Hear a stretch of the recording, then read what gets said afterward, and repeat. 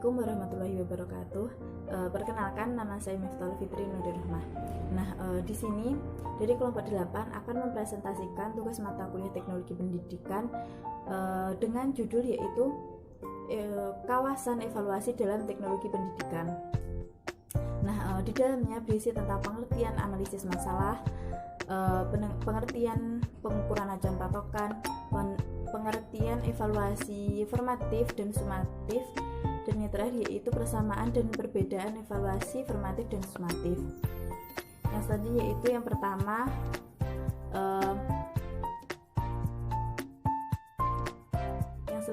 pengukuran acuan patokan. Pengukuran acuan patokan yaitu suatu pendekatan penilaian yang digunakan untuk membandingkan hasil kompetensi dengan kriteria yang telah ditentukan dan digunakan sebagai batas lulus peserta didik. Dengan demikian, guru harus menyiapkan terlebih dahulu kriteria agar bisa digunakan sebagai pembanding penguasaan kompetensi peserta didik tersebut.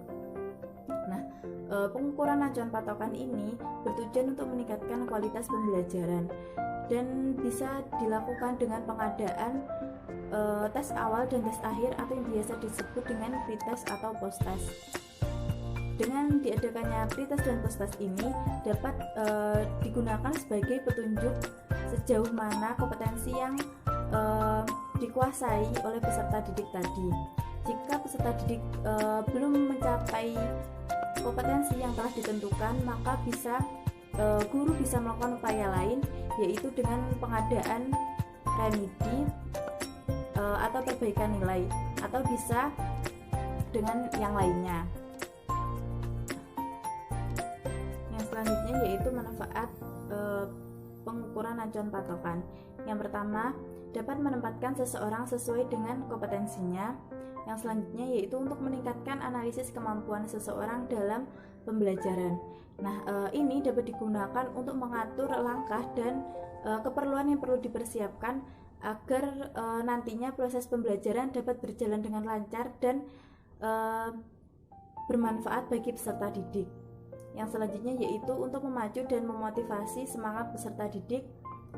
Dan yang terakhir yaitu untuk keterlaksanaan kurikulum. Yang selanjutnya yaitu karakteristik pengukuran pengukuran acuan patokan.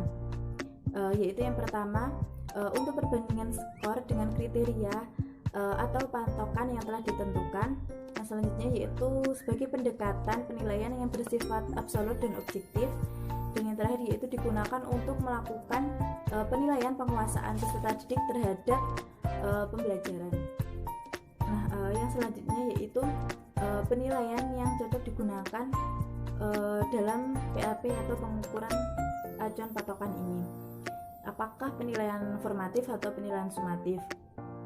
Dalam pengukuran acuan patokan, penilaian formatif dirasa lebih cocok digunakan dalam pengukuran acuan patokan karena penilaian formatif dilakukan pada akhir suatu pokok bahasan. Dengan demikian dapat diketahui sejauh mana proses pembelajaran telah berjalan sesuai yang telah direncanakan tadi. Sedangkan dalam pengukuran sumatif tidak sepenuhnya dirasa cocok digunakan karena hal ini bisa disebabkan oleh kurangnya pertimbangan dalam menentukan kompetensi peserta didik di kelompoknya, sehingga hal ini tadi dapat mempengaruhi nilai akhir yang diperoleh oleh peserta didik. Di sini saya akan melanjutkan presentasi teman saya. Saya akan menjelaskan tentang evaluasi formatif. Apakah kalian tahu evaluasi formatif itu apa? Evaluasi formatif itu adalah pengevaluasian yang dilaksanakan pada saat program itu berlangsung.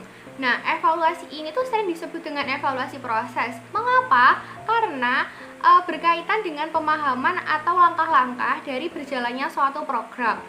Apa sih tujuan dari evaluasi formatif ini tujuannya itu untuk optimalisasi program supaya bisa diperbaiki secepat mungkin. Nah, bagaimana caranya agar kita bisa memperbaikinya secepat mungkin? Dengan cara kita tuh kayak mengumpulkan informasi dan pemberian informasi yang kita dapat, bisa dengan penyebaran angket, bisa dengan observasi, bisa dengan wawancara, bisa dengan juga kayak mendapatkan kritik saran dari pengguna platform ini gitu.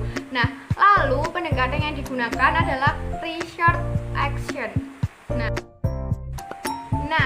tahapan dari evaluasi ini dibedakan menjadi 3. Yang pertama adalah tahap validasi. Nah, dari tahapan validasi ini kayak sebagai pembuktian gitu loh, dan juga kayak pengumpulan data-datanya, kayak pengumpulan tentang kritik sarannya dan bagaimana dari pengguna itu gitu. Terus habis itu juga tahap validasi itu juga programmer itu memberitahukan bagaimana teknik pemakaiannya dan bagaimana sistematikanya dan bagaimana tampilannya gitu.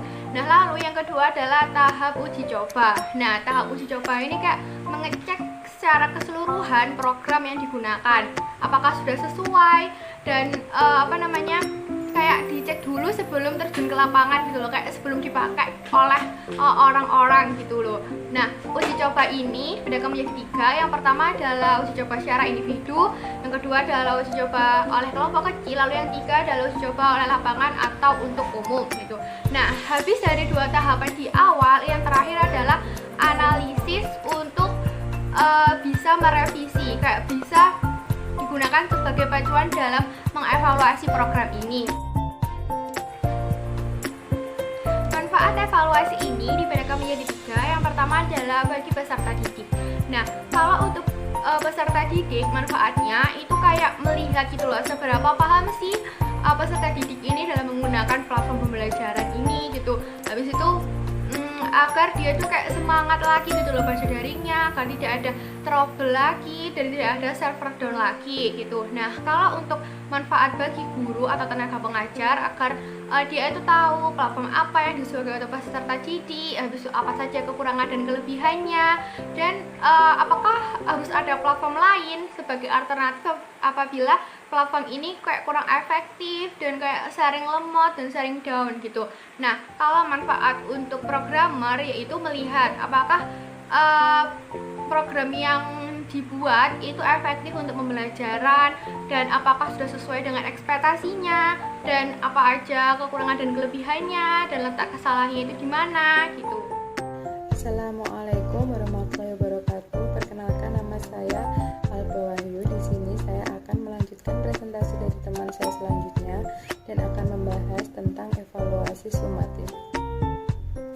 Evaluasi sumatif ini dilaksanakan ketika program atau kegiatan belajar mengajar telah dinyatakan selesai dan juga mempunyai manfaat bagi siswa, yaitu agar tahu kemampuan dan mempertahankan prestasinya. Nah, evaluasi ini juga mempunyai tujuan, yaitu untuk menilai seberapa berhasil program itu telah dilaksanakan. Nah, bagi guru, evaluasi ini juga berguna untuk melihat atau menilai seberapa jauh proses belajar mengajar itu berjalan dengan maksimal.